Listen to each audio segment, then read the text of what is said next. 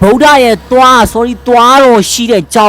ဖြစ်ပါတယ်ဒီเจ้าမှာကျွန်တော်တို့ဒီဗုဒ္ဓရဲ့သွားအစစ်အတော်ရှိတယ်ပေါ့နော်အဲ့ဒါကြောင့်ကျွန်တော်အထဲထဲကိုဝင်ကြည့်မှာဖြစ်ပါတယ်အဲ့ဒီကျွန်တော်ရဲ့ရှေ့မှာရှိတဲ့အဲ့ဒီအမျိုးသမီးတူတူပြက်ပြက်ဖြူဖြူပြက်ပြက်တွေဝင်လာတဲ့လူတွေဆိုရင်အဲ့ဒါအထဲကိုအဲ့ဒါဝင်လို့မရအောင်တော့ဝင်လို့မရအောင်သူတို့ဆိုတနာစရာလေးကွာအမှကျွန်တော်ရိုက်ပြပေးမယ်နော်တခြားမမြင့်တမြင်လေးပေါ့အမှတွေ့လားအမှအင်္ဂလိပ်မရေဆိုအမှတွေ့လားအမှအဲ့လိုတူတူပြက်ပြက်ဖြူပြက်တွေဆိုဝင်လို့မရအောင်နော်အဲ့ကျွန်တော်လည်းဒီရောက်လာနေကန်ဆိုတယ်ကွာညတော့ကျွန်တော် AI ကိုမေးလိုက်တာဒီเจ้าမှာဗုဒ္ဓရဲ့သွားအစစ်အတော်ရှိတာဟုတ်တယ်တို့ပေမဲ့ဒီမှာ၄ထက်ရှိတာတဲ့ဒီရောက်မှကျွန်တော်လည်း security ကိုမေးလိုက်တာနော်ဒီရောက်မှ security ကိုမေးလိုက်တော့အဲ့ဒါကျွန်တော်က၄ထက်ကိုသွားပြီးတော့မှဗုဒ္ဓရဲ့သွားအစစ်ကိုသွားကြည့်ရမှာဖြစ်ပါတယ်အခုကကျွန်တော်ပထမဦးဆုံးအထက်ပါတော်တော်လေးလဲပူတယ်ကျွန်တော်ရောက်နေတာတရုတ်ဟိုဟာလေးဆိုမဲ့ဒါတရုတ်နိုင်ငံမဟုတ်ဘူးနော်ကျွန်တော်တို့ဒါစင်ကာပူဖြစ်ပါတယ်စင်ကာပူဆိုတဲ့မှာပူလောင်အိုက်ဆန်နေရပဲနော်တော်တော်လေးကိုပူတာပဲနော်အဲကျွန်တော်ကဒါဒီအောက်ထပ်မှာရှိတဲ့အရာလေးတွေကိုအရင်ဦးဆုံးလိုက်ပြတာပါပြီးမှပထမထက်ဒုတိယထက်တတိယထက်ပြီးမှသွားတော့သွားကြည့်မယ်နော်ဒီအောက်ထပ်မှာဒီသူတို့ဒီရွှေတွေနဲ့လှုပ်ထားတာရွှေအစ်စ်တွေလာပါရောမသိဘူးအဲ့လိုပြူပြက်ပြက်တွေအဲ့လိုဖျားတွေကအယောင်တွေထွက်နေတရုတ်ဖျားတွေဘာဖျားတွေလဲကျွန်တော်တော့မသိဘူးပေါ့နော်အဲ့ဟာတွေကကင်မရာနဲ့ကြော်ရိုက်ရတာဟိုလင်းပြန်တဲ့သဘောရှိတယ်အဲ့အတွက်ကြောင့်မို့ကင်မရာကမကြည့်ပါဘူးအဲ့ကြောင့်ဒီထက်မကြည့်ပေးပါနော်ဒီတရုတ်ဘုန်းကြီးကျောင်းတွေရောက်ရင်ကွာကျွန်တော်ကနော်ဗုဒ္ဓနဲ့ကွမ်ရင်မဲတော်တော့မခွဲတတ်ဘူးနော်အဲ့လိုမျိုးဟိုရင်ဘက်ကိုကြည့်ပြီးခွဲရတယ်ဒါပြစ်မှားတာမဟုတ်ဘူး sorry ပါနော်အဲ့လိုကိုခွဲတဲ့နည်းပြပါရင်ဘက်မှာဖူးပေါင်းဆိုအေးအဲ့ကွမ်ရင်မဲဟိုတင်ငန်းယုံထားရင်ဗုဒ္ဓပဲအဲ့လိုမျိုးခွဲရတယ်တိတ်မခွဲတတ်ဘူးကွာလက်ရတွေကနော်အဲ့တော့ကျွန်တော်ဒါပထမတစ်ချက်ကအဲ့လောက်ကြီးမပြတော့ဘူးကွာအခုကျွန်တော်ဒါဒုတိယတစ်ချက်ကိုသွားမယ်လေကားနဲ့သွားမလို့လေကားကလော့ကျနေလို့တဲ့အဲ့တော့ကျွန်တော်ဒါသုံးအောင်မယ်နော်ဒီမှာလူတွေကလည်းအများကြီးပဲပူးတောင်အိုက်ဆက်ပါတယ်ဆိုမှပဲပြီးရင်ဒီမှာအလင်းကလည်းတိတ်မရှိတော့ကွာဟိုကင်မရာလည်းကြောင်မှုံဝါးကြီးဖြစ်နေအဲ့ကြောင် sorry ပါကျွန်တော်အခုဒါနှစ်ထပ်မြောက်ကိုရောက်ပါပြီဒီမှာတော်တော်လေးလင်းတော့ကွာကင်မရာထဲမှာကျွန်တော်အဆင်မပြေဘူးเนาะအဆင်မပြေဘူးအဲ့တော့နှစ်ထပ်မြောက်မယ်လေနှစ်ထပ်သူတို့ရိုးရဟိုဟာတွေပဲရှိရတော့ဒီမှာပြီးမှကျွန်တော်3ထပ်4ထပ်မြောက်ကိုတွားပြပေးမယ်4ထပ်မှာဗုဒ္ဓရဲ့တွားအစစ်တော်ရှိရဒီဒါလည်းတရုတ်ဟိုဟာတွေပဲတရုတ်ဘာနတ်ဖျားယုံတော့မသိဘူးပေါ့နော်တရုတ်နတ်ဖျားပေါ့အဲ့ဒီမြင်တဲ့နတ်ဖျားပေါ့မြင်တဲ့အတိုင်းပဲကြည့်လိုက်ပေါ့ကျွန်တော်လည်းမသိဘူးကျွန်တော်လည်းမသိဘူးနည်းနည်းပင်မနေရပြီးရင်အပြင်မှာလည်းမိုးတွေရွာတော့ကောင်းနေရောနော်ဒါဗုဒ္ဓအစစ်ဟုတ်တယ်အဲ့ဒါဗုဒ္ဓယုံပေါ်ဟုတ်တယ်ဟိုသင်္ကန်းယုံထားလို့ဒါကတော့ကျွန်တော်တို့လက်တွေအများကြီးနဲ့ဆိုတော့ရင်ဘက်ကလည်းအဲ့လိုမျိုးဆိုတော့ကျွန်တော်တို့ဒါကွမ်းရင်မဲတော်ဖြစ်ပါတယ်ကွမ်းရင်မဲတော်ဖြစ်ပါဒီတကားကြီးမိုက်တယ်ဒီမှာတွေ့လားဒီတကားကြီးကိုကျွန်တော်ကြိုက်ရဒီမှာအဖူအထစ်တွေနဲ့တကယ်ကိုတစ်သားအဆင်းနဲ့လောက်ထားတဲ့ Asian အဲ့လိုတကားကြီးကိုတကယ်ကို Asian ရိုးရအမွေနဲ့တကားကြီးဟိုဒီရုပ်မိုက်တယ် sorry ရုပ်မဟုတ်နတ်ဖျား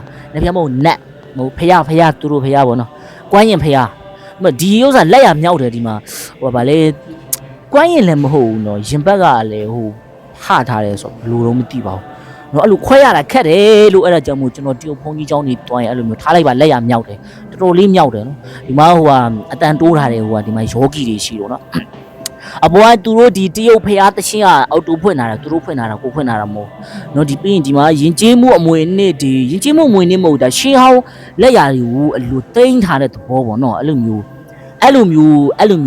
ဖြစ်ပါတယ်နော်ဒီထဲအားတွေမိုက်ဒါသူတို့တရုတ်မင်းဆက်တွေဥမာရှမ်းမင်းဆက်ဝမ်မင်းဆက်ဘာညာမင်းဆက်အဲ့လိုဒီတုံးလာတဲ့ဟာတွေရှိမှာပေါ့နော်ဒီမှာဆိုလို့ရှိရင်လည်းကျွန်တော်တို့ဒါဖျားတွေတစ်သားတွေနဲ့ထုလုပ်ထားတာပါ Asian ဒီကော Asian လက်ရာတွေကွာအဲ့လို Asian ရှင်းနောင်းကဖျားတွေဖြစ်ပါတယ်နော်အဲ့လိုကျွန်တော်ကနိုင်ငံတကာမဟုတ်အဲ့လိုနိုင်ငံတွေကိုခရီးသွားပြီဆိုလို့ရှိရင်ဘယ်မျိုးကဘလို့တိုးတက်တယ်အဲ့ဒါတွေကျွန်တော်စိတ်ဝင်စားဘူးရှင်းနောင်းနေရာတွေစိတ်ဝင်စားတာနော်ရှင်းနောင်းနေအဲ့လိုမျိုးတရေတဆေးတွေအဲ့လိုမမြင်ရတဲ့အရာတွေအဲ့လိုအရာတွေကိုကျွန်တော်လိုက်ရိုက်တာဟိုဖွံ့ဖြိုးနေတဲ့နေရာတွေဘာတွေမြို့တွေစိတ်ဝင်စားဘူးအဲ့လိုမျိုးအဲ့တော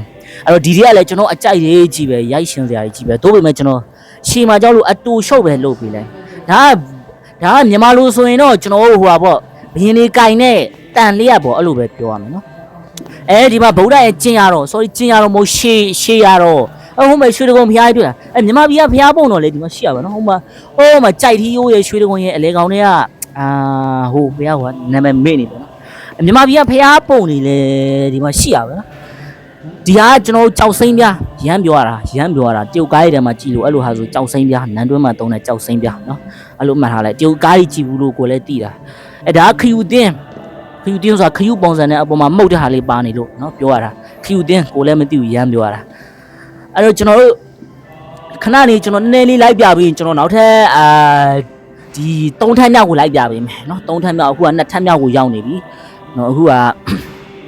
ဒီဥစ္စာတော့ကျွန်တော်ကွမ်းရင်လားဘာဘလို့တော့မသိဘူးသူနဲ့ဖျားတွေကလည်းအများကြီးရှိရယ်နော်ဒါဟိုတိဘက်တွေမှာတုံးတယ်ဖျားရှင်ကိုရင်လှဲ့တဲ့ဟာတွေအဲ့လိုလက်ထဲမှာကာမီလှဲ့ဖျားစာဆူရတဲ့အဲ့လိုမျိုးဟာနော်တော့ညားတယ်ဒီဥစ္စာကတော့ကျွန်တော်တို့ဖိုးဝါးရုံနက်လို့ခေါ်တာပေါ့နော်ကျွန်တော်တို့ကတော့တရုတ်မှာတော့ဘလို့တော့မသိဘူး sorry ပါကျွန်တော်တို့ဝါကိလေးမလို့ပါ sorry ပါကျွန်တော်ဒါကြိုက်ထီးကိုမြမဘီကဖျားပုံတော်ကြီးလေကျွန်တော်တွေ့ရနှာရှိနော်မြမဘီကဖျားပုံတော်ကြီးဒီမှာโอเคအဲ့တော့ကျွန်တော်တို့ဒါဟိုကသွားမယ်3ထပ်မြောက်သွားမယ်ဒီလောက်ပဲပြမယ်ပြနေမပြီးတော့ဘူးเนาะအဲ့တော့ကျွန်တော်အခုဒါ3ထပ်မြောက်ကိုသွားနေတာဖြစ်ပါတယ်3ထပ်မြောက်ပြီးလို့ရှိရင်4ထပ်မြောက်မှာဗုဒ္ဓရဲ့သွားစစ်တော့ရှိပါတယ်အဲ့ဒီမှာတဲ့ညတော့ AI ပြောတော့ဒီမှာရှိတယ်တဲ့4ထပ်ရှိတယ်လို့ကျွန်တော်လည်းမသိဘူးเนาะပြန်လဲမိုးရရွာနေရပဲအဲ့တော့ကျွန်တော်တို့ဘယ်ကနေဒီကနေဝင်ရမှာမန်ဒီကနေဝယ်မှာဘေးအပေါက်ကအပေါ်တက်ကိုသွားတဲ့ဥစ္စာဒါကတော့ကျွန်တော်တို့ဒါ3ထပ်မြောက်ကိုမြင်ရတဲ့မြင်ကွင်းဖြစ်ပါတယ်3ထပ်မြောက်လေဟိုပါလေပြကန်းနေပဲရှိရနော်ဒီဥစ္စာဒါမြန်မာပြည်ကဖះပုံစံကြည့်လိုက်တာနဲ့သိပါတယ်အောက်မှာရေးထားတယ်ဟိုက Give for Tamil in Myanmar တဲ့မြန်မာပြည်ကလက်ဆောင်ရထားတဲ့ဖះရုပ်ထုဖြစ်ပါတယ်ဒါမှန်တယ်ကျွန်တော်တို့ဒါမြန်မာပြည်ကဖះအဲ့ဒီဟိုပါလေအဲ့ဒီဘေးကဒီဥစ္စာကျွန်တော်ထိုင်းနိုင်ငံမှာကျွန်တော်ရောက်ဖူးတယ်ထိုင်းနိုင်ငံဖះကွာအဲ့ဒါထိုင်းနိုင်ငံမြာစိမ်းလာပါအောင်ဒီအဲ့လိုမျိုးအဲ့ဒီဖះပုံစံအဲ့ဆိုဒီဥစ္စာလည်းပြကန်းပဲရှိမှာပါပြကန်းဆိုတော့ကျွန်တော်အများကြီးဆိုင်မပြတော့ဘူးနော်နည်းနည်းအတူရှိုးလောက်ပဲလုပ်ပြမယ်အတူရှိုးလောက်လည်းပဲလုပ်ပြတော့မယ်နော်ဒီမှာသူတို့အဲ့ရင်ကျေးမှုအမွေနေ့တွေရှင်းနောင်းလက်ရာတွေအဲ့လိုမျိုးအများကြီးအဲ့ဆိုရင်ကျွန်တော်တို့ပထမတက်ရဲ့ဒုတိယထက်ရဲ့တတိယထက်ရဲ့အဲ့ဒီရှင်းနောင်းဒီဖះရုပ်ထုတွေပြကန်းတွေအမွေနေ့တွေပြတာပေါ့၄ချမ်းမြောက်မှာနာဗုဒ္ဓရဲ့သွားအစ်စ်တော်ရှိမှာဖြစ်ပါတယ်ဒါကဗုဒ္ဓရုပ်ထုထင်တယ်နော်ဗုဒ္ဓရုပ်ထုထင်ပါတယ်ဒီမှာကင်မရာရိုက်ရတာအဆင်မပြေဘူးမီးကနည်းနည်းလေးဟိုဖြစ်နေတယ်မီးကနည်းနည်းလေးမလင်းတလင်းလေးထွန်းထားရတယ်ပေါ့နော်ဒီတရုတ်မှာလေဒါကဘာနှစ်ဖျားလဲကျွန်တော်မသိဘူးကျွန်တော်တို့ဘက်မှာတော့ဖိုးဝါးရုပ်နှစ်ဖျားလို့ခေါ်တာနော်အဲ့လိုမျိုးပဲခေါ်တယ်နော်တော့ငေါတယ်ကွာဒီဘက်ကလည်းဟိုအေးရှင်းလက်ရတယ်တွေ့လားနော်အေးရှင်းလက်ရဒါကြောက်ခွက်ဖျားကြီးလားဘလို့ရမ်းပြောရတာကိုလေတော့မမြင်ဘူးရမ်းပြောတယ်ကြောက်ပြားတွေမှာလှုပ်ထားလို့ဒီဖျားကျွန်တော်သိရဒါကျွန်တော်ဒီဟိုပါကစ္စတန်ကရလာတဲ့ရှီဟောင်းဗုဒ္ဓရုပ်ထုဖြစ်ပါတယ်ဒီဖျားကနော်